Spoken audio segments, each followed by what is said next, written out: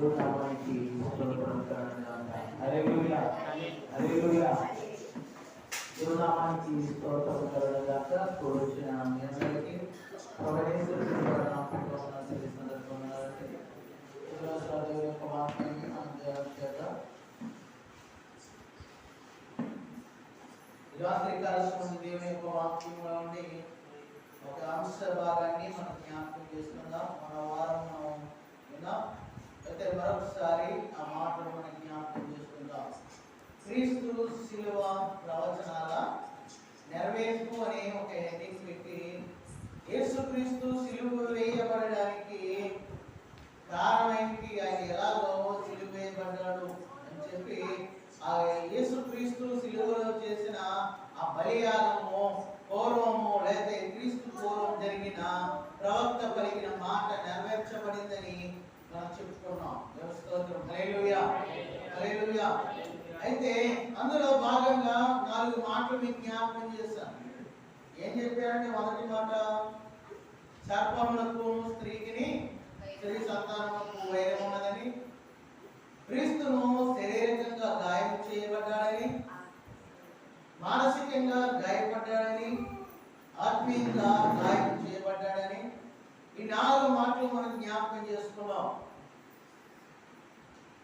అయితే ఇంకొక మాట మాటలు మనం జ్ఞాపకం చేసుకున్నాం. ఏంటంటే, ఆయన వస్త్రమును చీటీ వేసి పంచుకున్నారని, అబద్ధ సాక్ష్యము వెదకుటను గురించి చెప్పుకున్నాం. ఆయన ఎముకలు విరిగిపోలేదు అనే మాటను మనం జ్ఞాపకం చేసుకున్నాం. కీర్తనకారుడు ద్వారా ఆ మాటలు మనం జ్ఞాపకం చేసుకున్నాం. అయితే ఈ రాత్రి మరొక 3 విషయాలు జ్ఞాపకం చేస్తూ ఉన్నాం. యేసుక్రీస్తు శిలువ వేయబడడానికి కారణము ఒకటైతే, అతను అప్పగించిన వారెవరు? ఆయన నమ్మిన శిష్యుడు, ఆయన ప్రేమించే శిష్యుల్లో ఒకడు. అంటే మనము నమ్మిన వారే మన మీద ఏం చేస్తూ ఉంటారట? ద్రోహం చేయడానికి ప్రయత్నం చేస్తూ ఉన్నారు. మనకి బయట వ్యక్తి నుండి ప్రమాదం వస్తే మనం ఏం చేయగలం? తప్పించుకోగలం. ఎందుకంటే వాడు ఎక్కడి నుంచి వస్తూ ఉన్నాడు? బయట నుంచి వస్తూ ఉన్నాడు. కానీ మనం కూడానే తిరుగుతూ మనతో ఉన్నవాడు ఏదైనా పొరపాటు చేస్తే మనం దాంట్లో నుంచి తొందరగా తప్పించుకోలేదు. కీర్తనకారుడు కూడా దావీదు తన కీర్తనలో తెలియజేస్తూ ఉన్నాడు. ఏమిటి అంటే, ఆయన స్నేహితులే ఆయనను ఏం చేశారు? అప్పగించారు. యేసుక్రీస్తును అప్పగించింది ఎవరు? ఆయన స్నేహితుడే. ఆయన శిష్యుల్లో ప్రధానమైన శిష్యుల్లో 12 మంది శిష్యుల్లో ఒకడైన యోధ. ఆయన ఏం చేశాడు? అప్పగించాడు. ఆయన స్నేహితులు ఆయన ఏం చేశారు? అప్పగించారు. ఎందుకు అప్పగించారు? ఎందుకు అప్పగించబడ్డాడు ఆయన? ఆలోచన చేస్తే వారు ఎల్లప్పుడూ కూడా వారితో నడుస్తూ, వారి వెంబడి నడుస్తూ కొన్ని ఆశలపై వైపుగా వారు నడుస్తూ ఉన్నారు. కొన్ని ఆకాంక్షలు లేదా కోరికల తట్టు వారు తిరిగి దేవుని ద్వారా వారు దీవించబడకుండా వారి ఇష్టానుసారమైన ఆలోచన వైపు వారు నడుస్తూ ఉన్నారు. ఇక్కడ దేవుడు తన మాటల ద్వారా తెలియజేస్తూ ఉన్నాడు.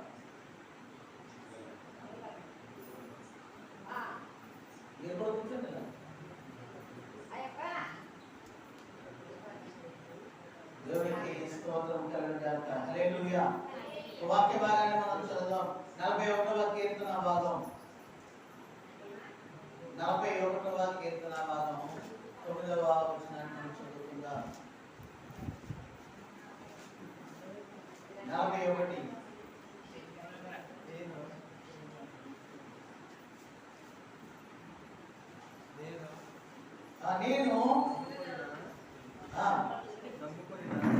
నేను నమ్ముకొనిన నా పితరుడు నా ఇంట భోజనము చేసిన వాడు నన్ను తన్నుటకై తన మడిమే నెత్తెను. యెహోవా నన్ను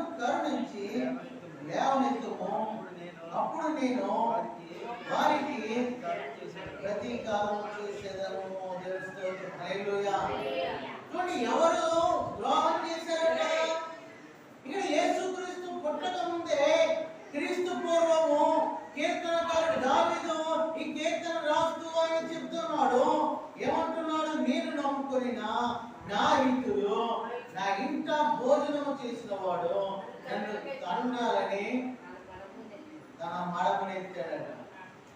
తన కూడా తిరుగుతూ, తన కూడా పని చేస్తూ, తనతో నడుస్తూ తన మీద ఏం చేశాడు? తిరుగుబాటు చేస్తూ ఉన్నాడు.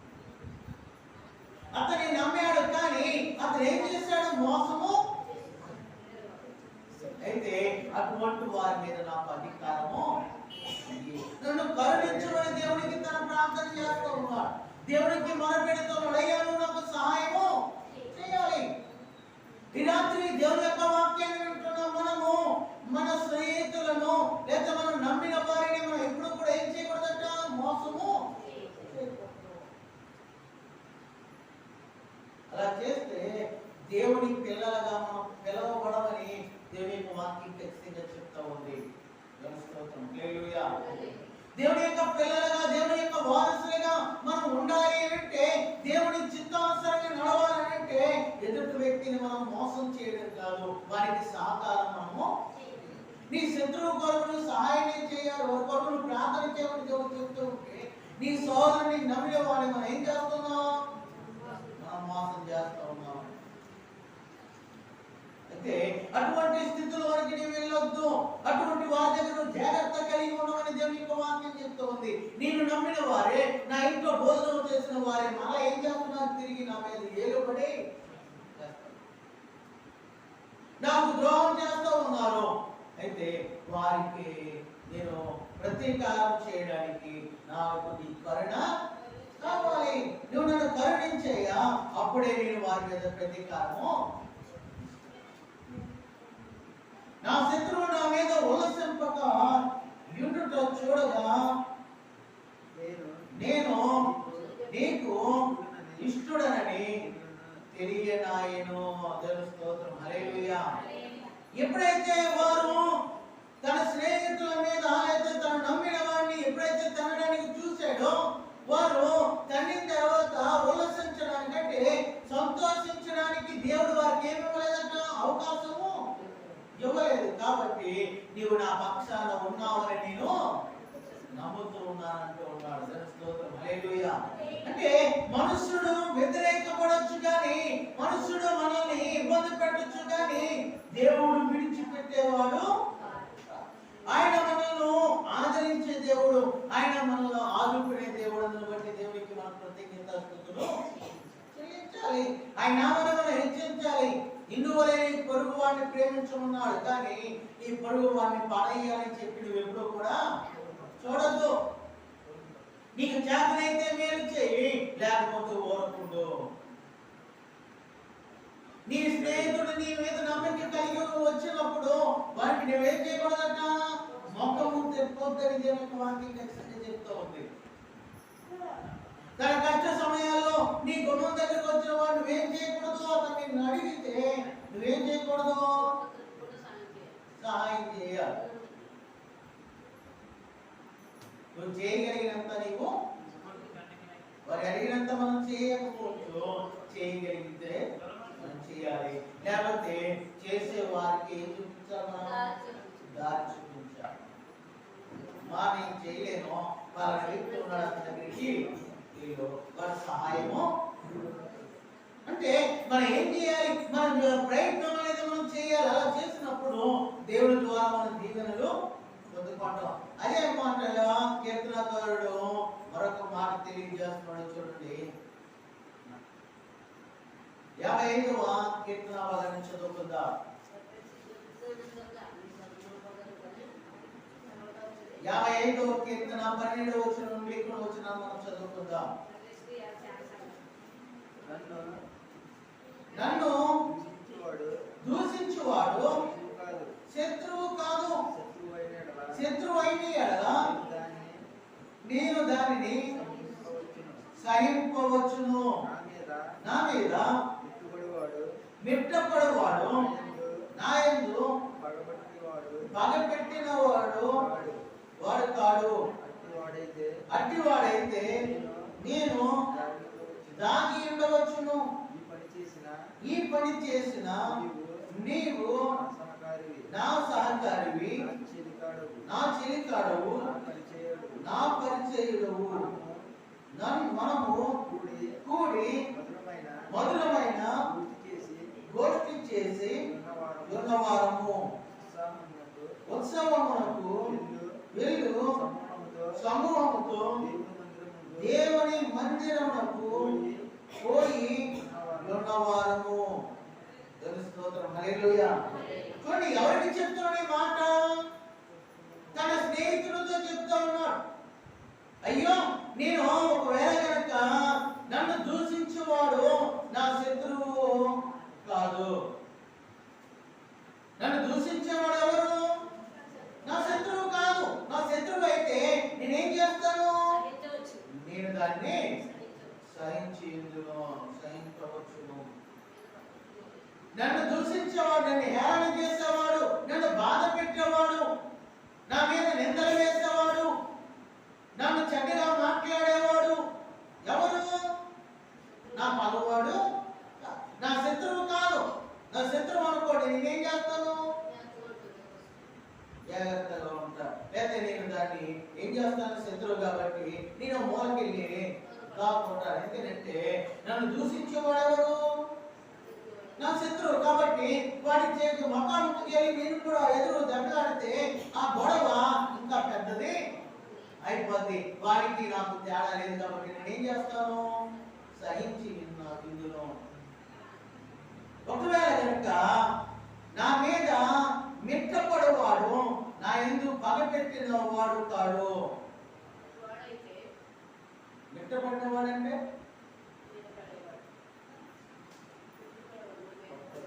ఆయన మీద బాధ పెంచుకున్నవాడు కాదు. అతను అభివృద్ధి చెందుతూ ఉంటే బాధపడేవాడు కాదు. బాధ పెట్టుకున్నవాడు కాదు. కానీ అటువాడైతే నేనేం చేద్దును? నన్ను చంపడానికి ఏదో చూస్తూ ఉంటే, నా మీద బాగా కోపంగా ఉంటే నేనేం చేస్తాను?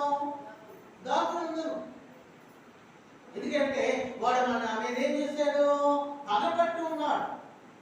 ఎప్పుడు చంపుదామా, ఇప్పుడు దొరుకుతాడని కాచుకున్న వాడైతే, పగ పెట్టుకున్న వాడైతే నేనేం చేద్దును? వాడికి దాగి ఉందును.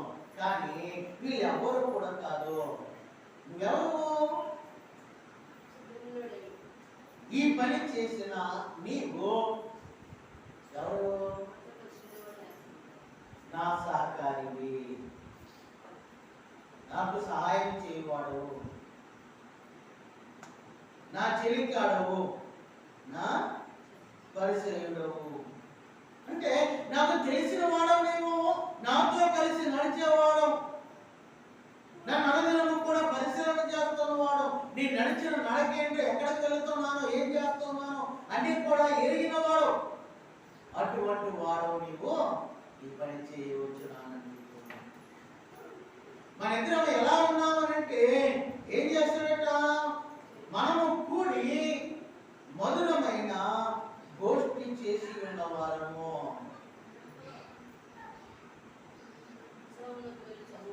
ఏం చేస్తారట? ఇద్దరు కలిసి చక్కటి ఆహారాన్ని భుజించేవారు, మధురమైన ఆహారాన్ని భుజించేవారు, పానీయాలను తాగేవారు. గోష్ఠి చేసేవారంటే పండగ చేసుకునేవారు. ఉత్సవమునకు అంటే ఏదైనా ఒక ఉత్సవం పండగ జరిగిందంటే ఏం చేసేవారట? ఉత్సవమునకు వెళ్ళి సమూహముతో దేవుడి మందిరమునకు పోయి ఉన్నవారము. దేవుడి సన్నిధికి వెళ్ళేవారు, దేవుడితో కలిసి ఆనందించేవాళ్ళం, దేవుడి సన్నిధిలో ఆరాధన చేసేవాళ్ళం, అందరితో సమూహముగా కూడి వెళ్ళేవారు.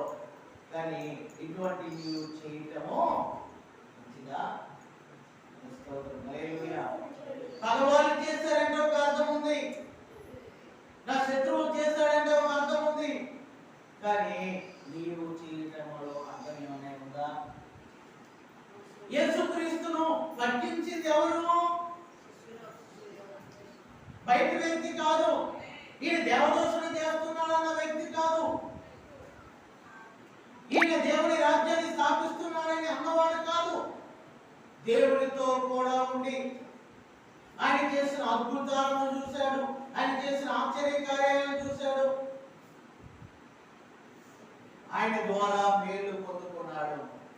ఆయన శిష్యుల్లో ప్రధానమైన శిష్యుడిగా దేవుడు అతన్ని నిలబెట్టాడు. కానీ అతను ఏం చేశాడు?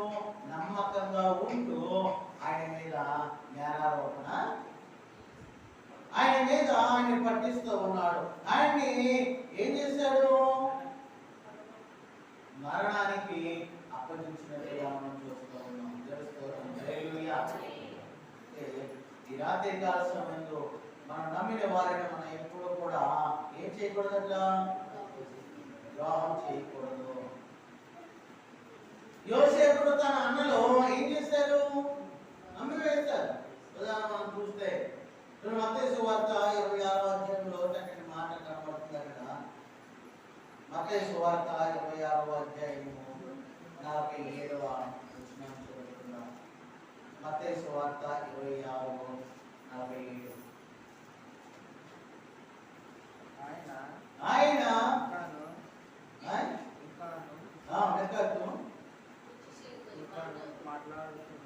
మాట్లాడుచుండగా పరిచయలో మందిలో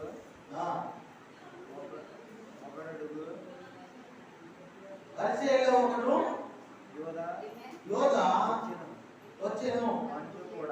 వానితో కూడా బహుజన సమూహము యూదులు పట్టుకొని ప్రధాన ఆ యాజకుని యొద్ద నుండి ప్రజల యొద్ద నుండి ఉంచెను. ఆయనను అప్పగించువాడు నేనెవరిని ముద్దు పెట్టుకుందునో ఆయనే యేసు. ఆయనను పట్టుకున్నాడని వారికి గుర్తు చెప్పి వెంటనే యేసు వద్దకు వచ్చి బోధకుడా నీకు శుభమని చెప్పి ఆయనను ముద్దు పెట్టుకునేను. దేవుని స్తోత్రం. హల్లెలూయా. చూడండి, ఆయన ఇంకా మాట్లాడుతున్నాడట. 12 మంది శిష్యులు ఒకడు యోధ వచ్చి వారితో కూడా బహుజన సమూహము కత్తులు గుదీలు పట్టుకుని ప్రధాన యాజకుల యొద్ద నుండి ప్రజల పెద్దల యొద్ద నుండి వచ్చారట. వీళ్ళందరూ కూడా ఆయన వెంబడి వచ్చారు. యోధ కూడా వచ్చాడు. యోధ అంటున్నాడు, ఆయన అప్పగించడానికి నేను ఎవరినైతే ముద్దు పెట్టుకుంటానో ఆయనే యేసు. అంటే యేసును పట్టివ్వడానికి ఆయన ఏం చేశాడు? ఒక అన్నాన్ని పడుతూ ఉన్నాడు. యోసేపును కూడా తన అన్నలు ఏం చేశారు? అమ్మివేశారు. ఏమన్నారు? తన తండ్రితో ఏం తినేసి అడవిలో మృగము తినేసింది. ముందు గోతులో పడేశారు. ఆ గోతులో పడేస్తే దానివల్ల మనకు వచ్చే ఉపకారం ఏముంది? అదే అతను నమ్మేస్తే మనకి ఏమైనా డబ్బులు వస్తాయి అని చెప్పి ఏం చేశారు? యోసేపును అమ్మేశారు. ఇక్కడ యోధ కూడా యేసుక్రీస్తుని ఏం చేశాడు? అమ్మివేశాడు. ముందుగా మనం చూసాం, యేసును అప్పగించడానికి ఆయన ముద్దు పెట్టుకున్న కూడా సూచన చూపించాడు. ఎందుకోసం యేసును పట్టించాడు అంటే డబ్బుల కోసం. ఇక్కడ రెండవ భాగంగా తెలియజేస్తున్నాడు. ఆయన 30 వెండి నాణాలకు అమ్మివేయడం జరిగింది. ఎందుకు అమ్మేశాడండి? 30 వెండి నాణాలకు అమ్మేశాడు. జకర్యా గ్రంథము 11వ అధ్యాయం 12వ వచనం మనం చూస్తే, జకర్యా గ్రంథం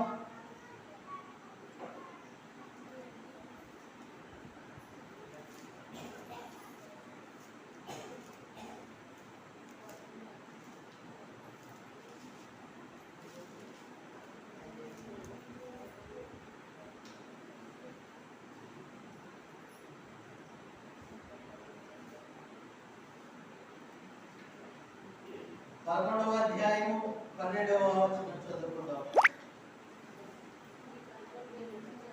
నీకు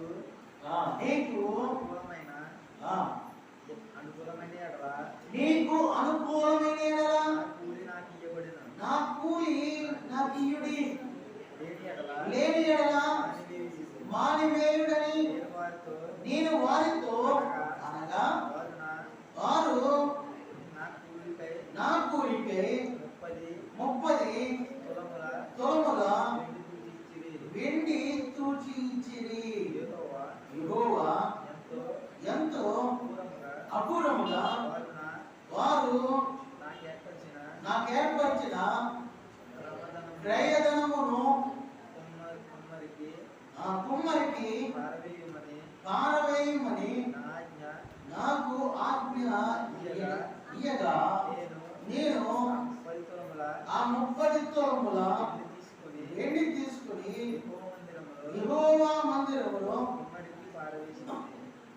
కుమ్మరికి పారవేసితిని. అప్పుడు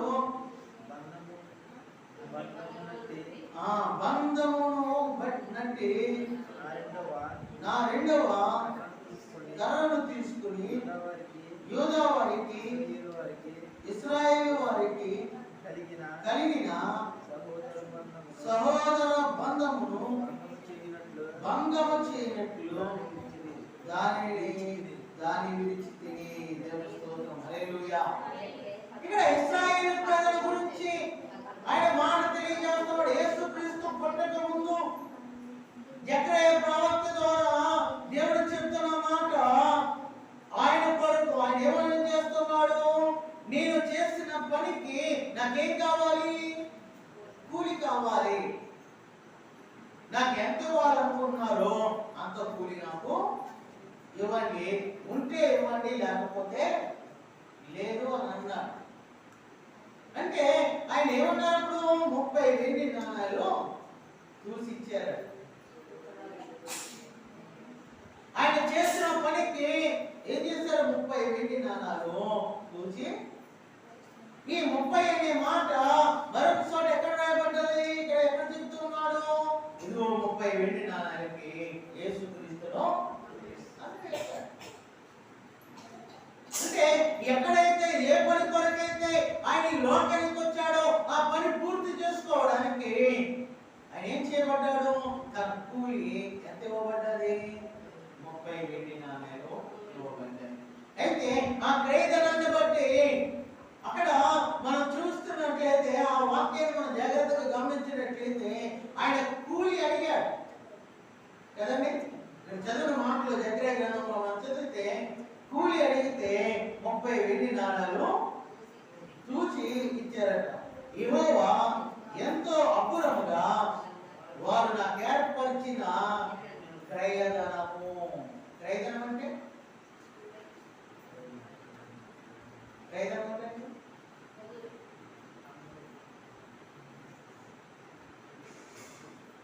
క్రయధనము చెల్లించి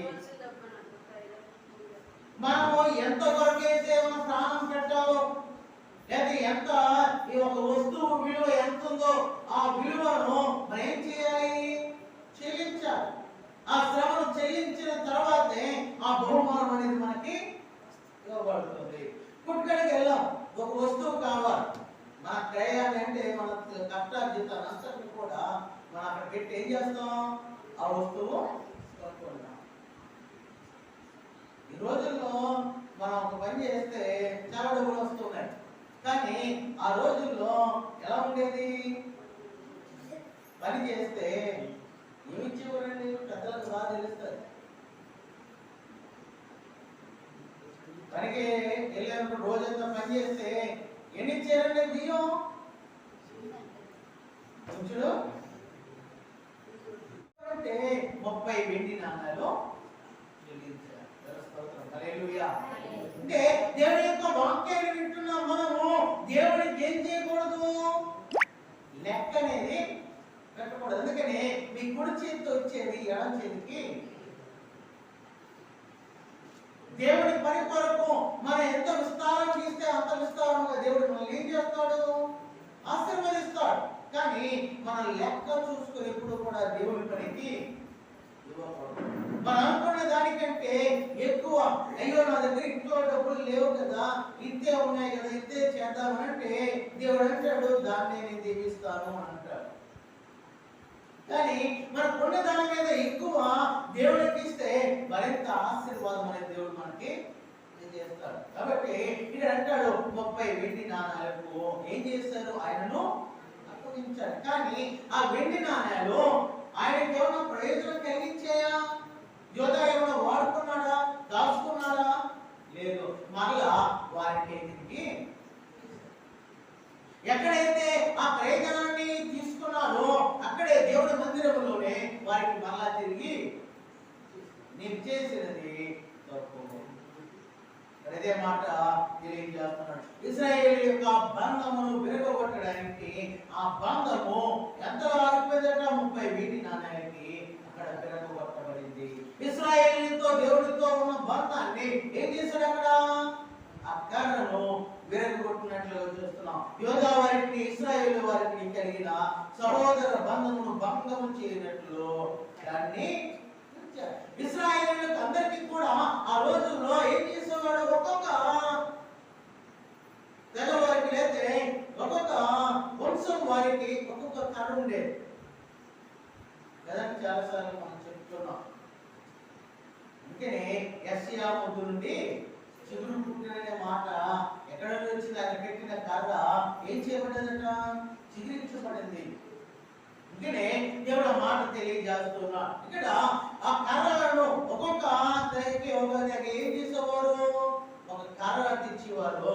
ఆలో ఇశ్రాయేలు ఒకటి, యోధా వారు ఒకటి, లేవీలు ఒకటి, ఇలాగా ఈ 12 గోత్రాల వారు కూడా ఆ కర్రను తెచ్చినప్పుడు ఒకదాన్ని ఒకటి ఏం చేసేవారు? కలిపి ఈ కలిపి కట్టడంలో వీళ్ళు ఏముందని అర్థం? ఐక్యత అనేది ఉంది. మనందరము కూడా వేరే వేరే తెగకు సంబంధించిన వారమైనా మనందరము కూడా ఒక్కటే అని చెప్పేవారు. కానీ ఇక్కడ ఎప్పుడైతే డబ్బులను మధ్యలోకి తీసుకొచ్చారో అక్కడ ఏమైపోయిందట? సహోదర బంధం అనేది. మనం కూడా చాలాసార్లు ఈ ఆర్థిక ఇబ్బందులను బట్టి లేకపోతే ఏమనుకున్న అవసరతలను బట్టి మన కుటుంబ వ్యవస్థలో కూడా ఒక బంధాన్ని మనం కోల్పోతూ ఉన్నాం. మన సంఘాలలో ఒక బంధాన్ని కోల్పోతూ ఉన్నాం. ఇది ఐక్యత కలిగి ప్రార్థన పూర్వకంగా ఉండట్లేదు. ఇక్కడ దేవుడు తెలియజేస్తున్నాడు. ప్రార్థన అనేది అందరూ కలిసి చేసినప్పుడు అది ఏం చేయబడతారు? ఫలభరితంగా మార్చబడతారు. పాటలు పాడినప్పుడు ఎవరికి వాళ్ళే పాడుతూ ఉంటే దాంట్లో పెద్ద పొట్టేం ఉండదు. అందరం కలిసి పాడితే దాంట్లో ఒక ఆశీర్వాదం అనేది. మనం చాలాసార్లు అనుకుంటూ ఉంటాం, నేను మంచిగా పాట పాడాలి, చేయాలి అని అనుకుంటాం. నేను చాలాసార్లు చెప్పాను కదండి, పాట పాడడం అనేది దేవుడు మనకి ఇచ్చిన. కొంతమంది రాగం బాగా తీస్తారు, కొంతమంది తీయలేకపోవచ్చు. కానీ పాట పాడడం అనేది దేవుడి చేత మనం ఆశీర్వదించబడేది. మనసులో మెప్పు కొరకు మనం ఎప్పుడు కూడా పాడకూడదు. దేవుడి ద్వారా మనం దీవించబడటానికి మనం పాటలు పాడాలి. సమాజంలో కూడినప్పుడు అయితే బయట మీటింగ్లప్పుడు మనం ఏం చేస్తాం? బాగా పాడగలిగిన వారు పాడుతూ ఉంటాం, బాగా పాడలేని వారు ఏం చేస్తాం? మన చర్చిలో మనం పాడుకుంటూ ఉంటాం. ఇది ఏంటిది? మన కుటుంబం. మన కుటుంబంలో మనం ఏం చేస్తాం? అందరూ కలిసి పాట పాడుతూ ఉంటే రాని వారు కూడా ఏం చేస్తారు? నేర్చుకుంటారు. రాగం రాకపోయినా మనం ఎందుకు పాడనిస్తున్నాం అంటే ఆ రాగము పాడగా ఏం చేస్తుంది? రాగం వస్తారు, వాళ్ళు దీవించబడతారు. వాళ్ళ ద్వారా వాళ్ళు చూసి పిల్లలు కూడా ఏం చేస్తారు? నేర్చుకుంటారు. సరిగ్గా పాడతలేదు, నేను పాడతా ఉన్నారు అనుకోండి, వాళ్ళు పాడు మానేస్తారు, పోనీలే. కానీ వెనకాల కొంచెం బాగా పాడేవాడు ఉంటాడు, వాడు కూడా ఏం చేస్తాడు? అయ్యి బాబాయ్ వాళ్ళు నాకు మాట్లాడినారు, మనం కూడా అంటారేమో అని చెప్పి ఏం చేస్తాను? పాడటం మానేస్తూ ఉంటారు. అంటే మనం ఎవరి మెప్పు కోసం చూస్తున్నాం? మనుషుల మెప్పు కోసం చూస్తున్నాం. మనుషులు ఏమనుకుంటారని చూస్తూ ఉన్నాం. కానీ దేవుడు నన్ను ఎలా ఆశీర్వదిస్తాడా అనేది మనం చూడట్లేదు. ఎంతమంది ఆసక్తి కలిగి మొట్టమొదటి రోజు పాటలు పాడదామని ఎదురు చూస్తూ ఉంటాం, ఎంతమంది పాటలు పాడడానికి వస్తూ ఉంటాం. ఆసక్తి కలిగి ఉన్నా మనం ఏం చేయడం? సమయానికి వచ్చి పాటలు సమయానికి వచ్చిన కొన్నిసార్లు పాటలు పాడట్లేదు. ఎందుకంటే నాకు రామ సరిగ్గా రావట్లేదు, లేకపోతే నేను పాడితే ఎవరన్నా ఏమన్నా అనుకుంటారేమో. అంటే దేవుడి చేత ఆశీర్వదించబడ్డానికి మనం చూడట్లేదు. దేవుడు అంటున్నాడు, ఇదిగో మనుషుల మెప్పు కొరకు చూస్తున్నాం, మనుషుల ఆలోచన వైపు మనం చూస్తున్నాం. ఇక్కడ యోధ కూడా 30 వెండి నాణ్యాలకు ఎందుకు అమ్మేస్తాడు అంటే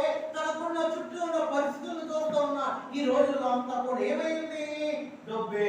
డబ్బు లేకపోతే పనేమి జరగట్లేదు. కాబట్టి ఆ డబ్బు నేను సంపాదించాలంటే నేను కష్టపడి సంపాదించలేదు. కాబట్టి యేసుక్రీస్తు నేను అమ్మి వేద్దాం, 30 వెండి నాణ్యాలు ఇస్తున్నాడు కదా అని చెప్పి యేసుక్రీస్తుని ఆయన అమ్మి వేస్తాడు. ఈ రోజుల్లో మనము కూడా మనం చుట్టూ ఉన్న పరిస్థితులను చూసి దేవుని సన్నిధిలో పాట పాడకుండా మనం ఏం చేస్తున్నాం? దేవుని ఆరాధన చేయకుండా, నాకు ప్రార్థన సరిగ్గా చేయడం రాదండి, నేను మళ్ళీ వారం పాడతానండి, నేను మళ్ళీ వారం చేస్తానండి, మళ్ళీ వారం వాక్యం చదువుతానండి. ఈలోగా ఎన్ని స్థితిగతులు మారిపోతాయో ఎవరికి తెలియదు. ఈలోగా ఎన్ని ఆశీర్వాదాలు దేవుడు దగ్గర నుండి మనం కోల్పోతాం అనేది ఎవరికి కూడా తెలియదు. దేవుని సన్నిధిలో మనం ఎప్పుడు కూడా వాయిదా అనేది చేయకూడదు. ఈ రోజు మనకి దేవుడు అవకాశం ఇచ్చాడు, రేపు ఉంటుందా లేదనేది ఎవరికి.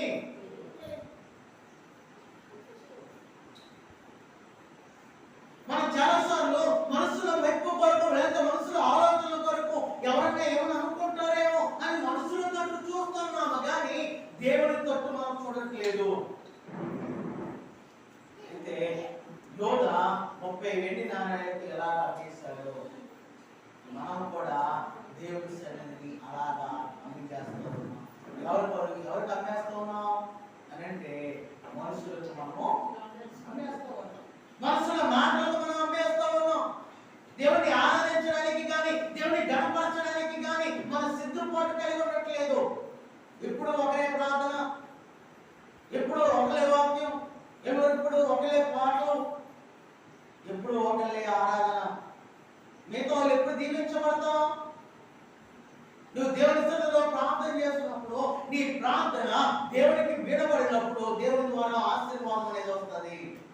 కానీ నీవు ఎవరే ఏదైనా అనుకుంటారేమో, నేను సరిగ్గా చేయకపోతే ఏమన్నా అనుకుంటారేమో అని ఏం చేస్తున్నావు? ప్రార్థన చేయడం మానేస్తూ ఉన్నావు. అనుకోవచ్చు, నేనేమి యేసుక్రీస్తును డబ్బులకి అమ్మేయట్లేదు, నేనేం చేస్తున్నాను, శుభ్రంగా ప్రార్థన కొడుతున్నాను, కూర్చుంటున్నాను, పాటలు పాడుతుంటే చప్పట్లు కొడుతున్నాను అనుకుంటున్నాను. కానీ దేవుడికి మనం పాటలు పాడట్లేదు, ప్రార్థన చేయట్లేదు, వాక్యాన్ని ఎంతమంది ప్రార్థన చేయగలరు? ప్రార్థన చేయగలరండి? మరి ఎంతమంది చేస్తూ ఉన్నారు ప్రార్థన? ఇద్దరు ముగ్గురు. మరి మిగతా వాళ్ళకి ప్రార్థన కాదా? జాగ్రత్త, దేవుడు చూస్తూ ఉన్నాడు. మనం చేసే దాన్ని బట్టి దేవుడికి మనకు ప్రతిఫలం ఇస్తాడు. మనం ఎంత యథార్థంగా దేవుడి సన్నిధిలో నడుస్తున్నామో, మన దేవుడిని ఎలా ప్రార్థన చేస్తున్నామో, మన ప్రార్థన బట్టి దేవుడు మనకి కార్యాన్ని చేసేవాడు. మనం ఏమనుకుంటున్నామంటే ప్రార్థన చేయలేక దేవుడి సన్నిధికి వెళ్ళాం కాబట్టి పర్వాలేదు అనుకుంటున్నాం. అయితే ఒకనొక సమయాన్ని బట్టి, ఒక ఆలోచన బట్టి మనం చూస్తే మనం కూడా దేవుడిని మనం అమ్మేస్తా ఉన్నాం. నాకు కాదు యెహోవా, మాకు కాదని చెప్పేస్తా ఉన్నాం. మాకు కాదు ప్రార్థన, మాకు కాదు పాటలు, అంటే దేవుడికి దూరంగా మనం వెళ్ళిపోతున్నాం. ఇక్కడ యేసుక్రీస్తును అమ్మిన యోధ ఎందుకు దేవుడికి దూరంగా వెళ్ళిపోయాడు? ఎంత దూరంగా ఆయన వెళ్ళిపోయాడో, దేవుని సన్నిధిలో పాటలు పాడకుండా, దేవుని ఆరాధన చేయకుండా, దేవుని సన్నిధిలో ప్రార్థన చేయకుండా మనం కూడా అంతే దూరంగా వెళ్ళిపోతున్నాం దేవుడికి. అర్థమవుతుందన్నమాట. మనం పాటే కదా పాడట్లేదు, ప్రార్థన కదా చేయట్లేదు, అలా చేస్తున్నారు కదా, మనం ఏకీపిస్తున్నాం కదా అని అనుకుంటున్నాం. కానీ దేవునికి మనకి మధ్య దూరం అనేది చేసుకున్నాం అనే మాట మనకు అర్థం కావట్లేదు. దేవునికి మనకి మధ్య అడ్డుగోడగా ఏది కూడా ఉండకూడదు. మన మనుషుల యొక్క మాట కావచ్చు, లేకపోతే మనుషుల యొక్క ప్రభావాలు కావచ్చు, లేకపోతే మనకంటే ముందుగా వారు ప్రార్థన చేస్తున్నారు అని అనుకుంటున్నాం. కానీ వాళ్ళంతా ఒకసారి అన్ని వేసి ప్రార్థన చేస్తున్నప్పుడు మనం వెంటనే మనం ప్రార్థన చేయలేమా? ప్రార్థన చేస్తున్నాం. మహాపరిశుద్ధుడు ప్రేమగల తండ్రి, నీ నామానికి వేలనన్నారు స్తుతులు స్తోత్రాలైనా సన్నిధి కాపులు మాకందరికి అనుగ్రహించడం బట్టి నీకే ఉన్నాను. పాట ద్వారా ఆనందం మహిమలను బట్టి నీకే ఉన్నాను. వాక్యాన్ని విడిచిపెట్టుకున్న వాక్యాన్ని సరిగ్గా జీవితంలో ప్రతి ఒక్కటి దయచేయండి. అతను ప్రభావం దేవుడు ప్రభావం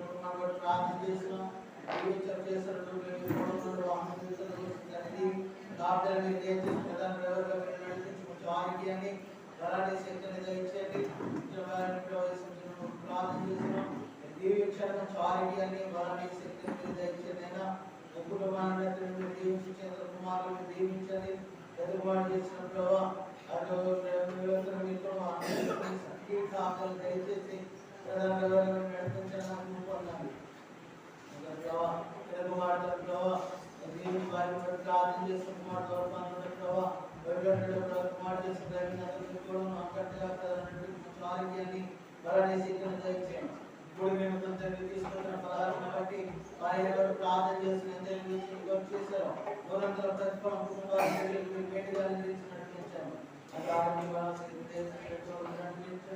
నడిపించడం వచ్చిన ప్రతి ఒక్క బిడ్డను మీరు దీవించిన దూరం బిడ్డలను ప్రార్థన చేస్తున్నాం దీవించిన దగ్గర సహకరిస్తున్న ప్రతి ఒక్క బిడ్డను మీరు దీవించండి ఆశీర్వదించి నడిపించండి వాళ్ళ కొంచెం రక్షించండి ఇప్పుడు వాళ్ళకి కావాల్సిన ఆధారం మీరు దయచేసి నడిపించండి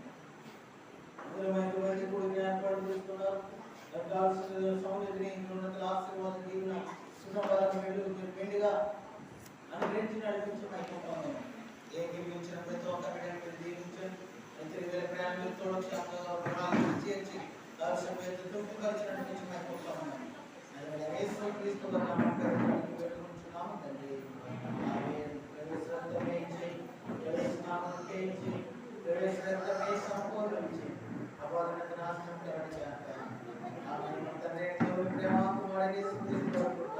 పరిశుద్ధాత్మకుల సహవాసం